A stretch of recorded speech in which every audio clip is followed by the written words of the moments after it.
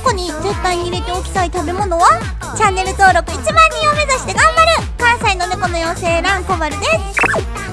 コバルはな、チーズ、卵、納豆の3重視やな。チーズがない朝とかもう戦えれへん。パンにもご飯にも気づいたらチーズ乗せてる。これがチーズ中毒ってやつ？妖精さんの冷蔵庫の推しも教えてな。ちなみにコバルは納豆は3パックずつ買ってる。チャンネル登録、高評価、質問、コメント待ってんねー。